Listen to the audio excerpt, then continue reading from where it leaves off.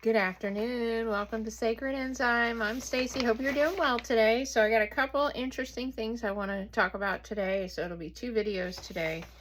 So I guess the first thing that I want to dive right into is I want to dive right back into the story about Fenrir, Odin, and Tyr, Tyr. So in this story, it almost seems like there's like something that's happened and they've changed out Tyr for Odin and their archetypes. So maybe they're close in archetypes, but they're not quite the same, because we've talked about how this is all programmed and different archetypes come in and move this wheel along, different archetypes. So, and we're all coded with different archetypes too because of all of the hybridization. But we need to get to the 13th archetype, which is outside of this system. So I want to go back and revisit the story about Fenrir and Tyr, because this wolf stuff has been really tied up in a lot of the astral travel and the visions that I have. So it's really important. So in the past, we've read many mythologies that talk about a king or a ruler that loses a body part. And, you know, it's kind of strange that you'll have like these similar threads that run through these mythological stories. So obviously there's a lot more to the symbology than what we are, you know, just thinking that it's obvious. You know, these are coded stories. So we're going to talk about the right hand and the left hand, because the story with Fenrir talks about the hand of Tyr being bitten. And I keep thinking, okay, what does this mean? What does this mean? What does this left hand motif have to do with this story with the wolf Fenrir? So I've talked about the story on a couple of the past videos because I just keep getting so many downloads about this. So in the story, the hand means your power.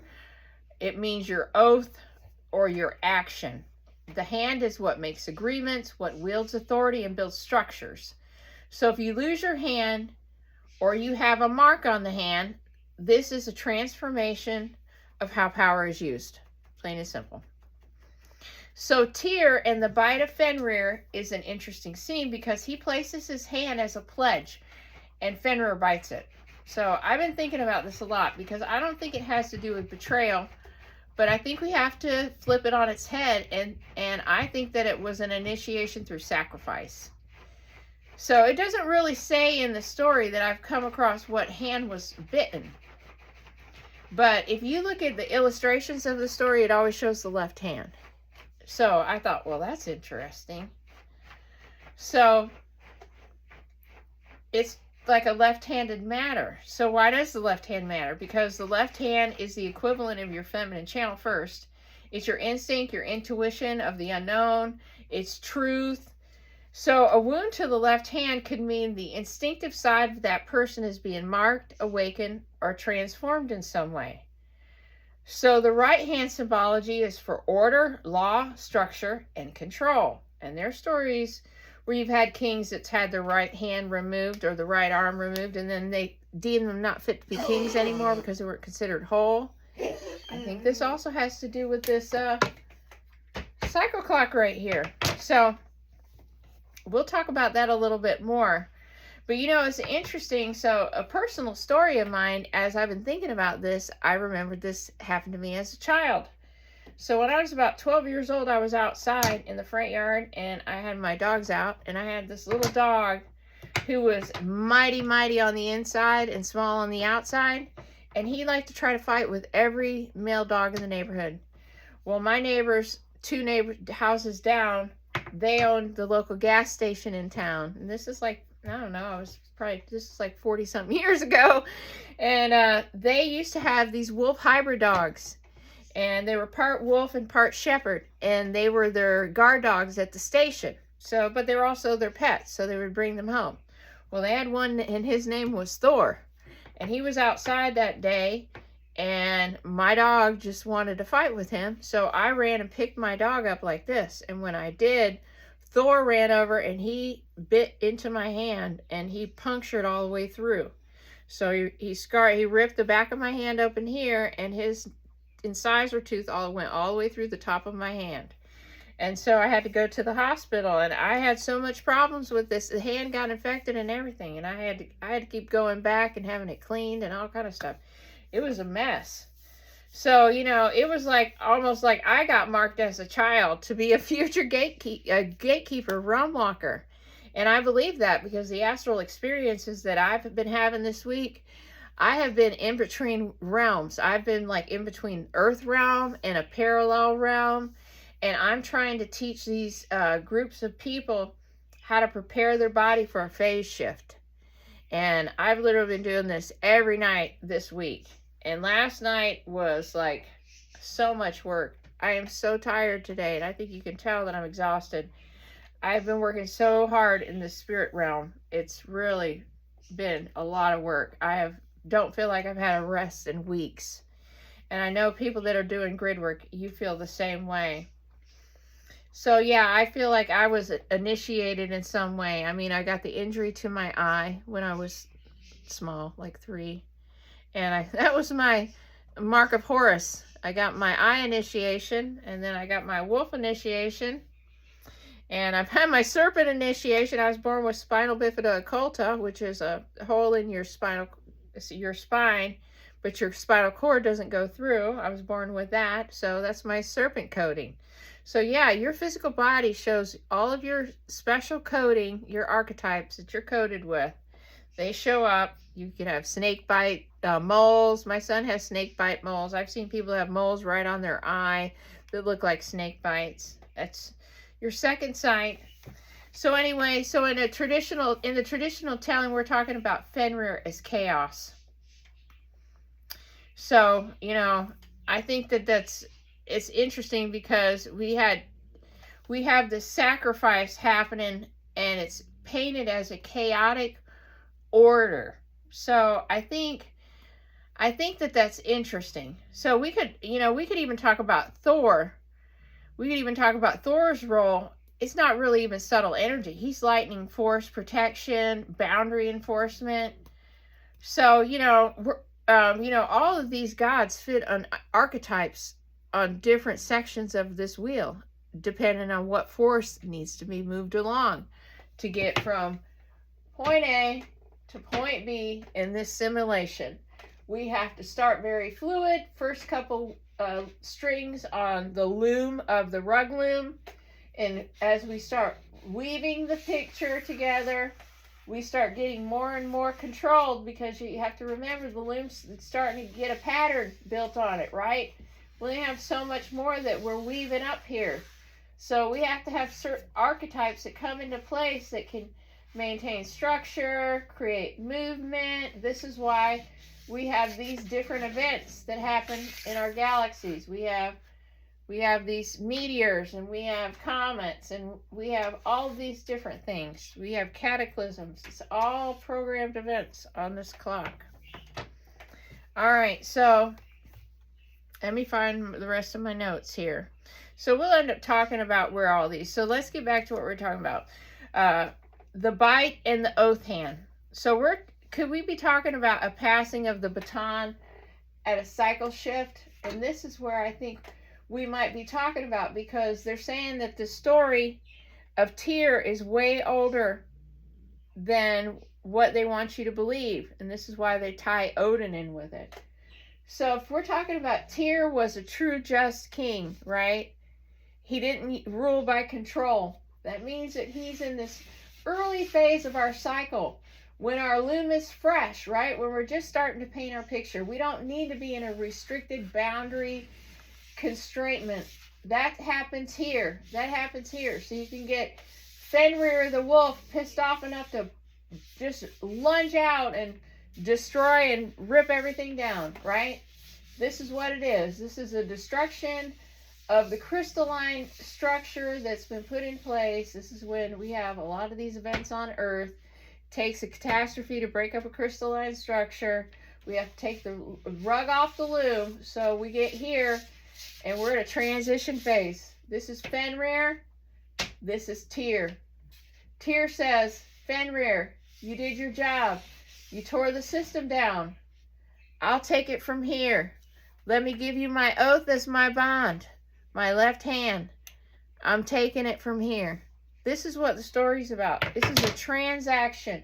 This is just like what Jesse Sabodar was talking about. These are contracts, guys. This is a contract between the wolf and King Tyr. They both have their roles on the cosmic wheel. Okay? So, Tyr places his hand in Fenrir's mouth. Fenrir writes it off when he realizes the binding. And it makes it sound like the story's about betrayal. But what if it's a contract or a transfer of authority? Fenrir breaks the old structure. The system becomes too rigid and it has to be undone. So this is what they're calling a destructive force in the story. But the agreement is what I'm thinking about. Tyr does not trick Fenrir. He steps in. He makes a pact. He says, you've done your part now. I'm going to take the reins. You broke down the old system. Now I'm going to rebuild it. So binding isn't punishment. It's just restraint, guys. It's just restraint.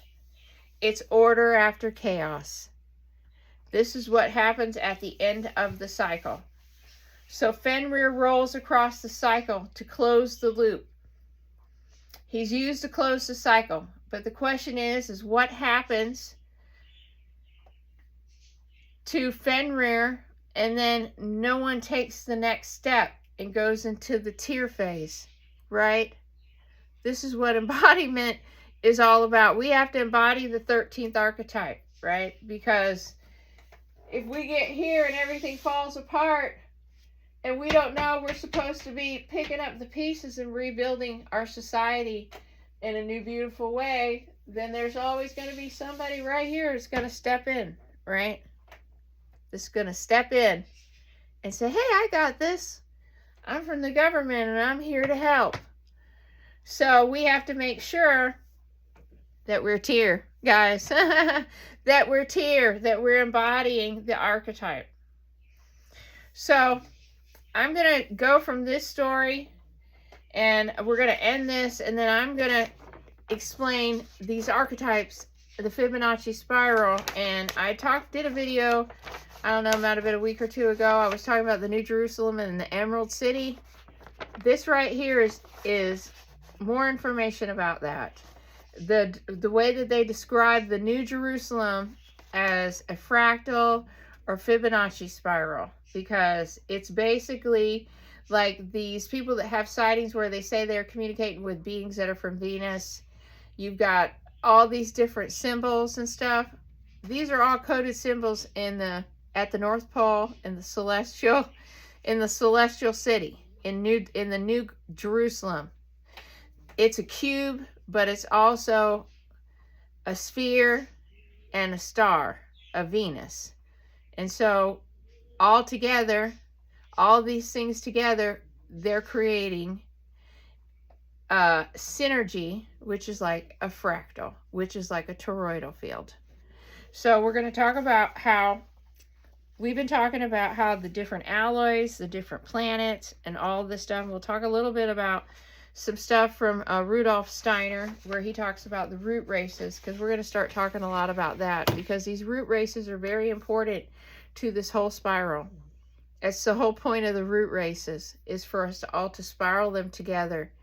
And we have to bring these all together through integration, and then we have to expand them, and then we have to be living intelligence. This is the whole point. It's all about bringing the heart space back. But it works out mathematically. So, so basically, I think that Fenrir is the end of the cycle. This is why so many people are having all this wolf stuff that's in their astral realms. Why you embody it in the actual form in the other realms. This is from the original Earth template cycle, which is called the Polarians. And we'll talk more about the Polarians, because now that I read about who the Polarians are, that's who Theo and I are. We're from Polaris. This is why I knew all about Polaris, when it lines up every like 28,000 years with our mother, the Earth Mother. It's at the star Polaris. This is why the slaves and all these things used to follow the North Star. Because that's where home is, guys. Where home is, where we all come from. We're just in different versions of watered downness from Polaris. This is it. This is it, guys. All different colors, all different everything. We were light beings. We were light beings. Before we manifested into a type of physical being, we were just light. We were light. That's it. Nothing else to it. No hard science about it. Everything else is just an illusion. An illusion, guys. So, with that, we're going to talk about this next. So when you come and find me, I'll be here. Because we're living in the past, present, and the future all at the same time, guys. We are creating the reality. We have already done all this many times before.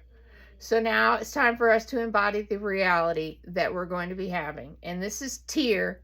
And this is embodying the archetype so we can phase shift. We have to be able to phase shift from where we are right now into the higher dimensional earth. So in order for us to make a seamless transition, we have to start priming our body. And one of the things is our diet. We can't keep eating garbage food. No one should be eating fat, in my opinion, because I don't want to be sued by anybody. Not healthy to eat fast food. There's nothing nutritional in it unless you're just eating a salad. But you can do that at home. But we really got to be getting involved in our communities and building gardens. And, if you go to your community and say, hey, I want to do a community garden, and they're all gung-ho for it, but then when it's time to get your hands in the dirt and you don't have nobody showing up but a small handful of people, take those handful of people and say, hey, since you're actively wanting to embody the 13th archetype, this is what we're going to do. We're all going to work together to set up each other's home garden. And then after we get done with ensuring our own food sources and working as a community together, we will branch outward. Focus your energy where your energy is being reciprocated, guys. We can't keep wasting our energy on projects that are not coming into fruition. So this is what we've agreed to do here. I've been starting my project out here in the backyard for a very long time. I've been collecting heirloom seeds for a long time. I've been growing little bits of things that I've been able to in my yard. But in the past, I've had no luck with gardening. And let me tell you, I think it's because where we are right now on this cycle. But I know that it's changing because this year, I have the most amazing garden I've ever had. And I've done a lot of work. And it's not been easy. It's a labor of love. But I'll tell you what, I'm so impressed with how my garden's been this year. So I don't know. I feel like the earth is changing, but it changes when we embody it.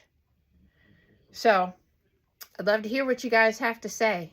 Maybe all of these stories are just warnings about time cycle changes and that, when you are seeing the wolves everywhere, when you're visiting the Mother Earth, you're going to the celestial North Pole and you're visiting in the higher realms and they're telling you, hey, this is what you got to do. You got to start growing your own food. You got to get a greenhouse. You got to get your community together. You got to start embodying Venus, balance, love, harmony, compassion.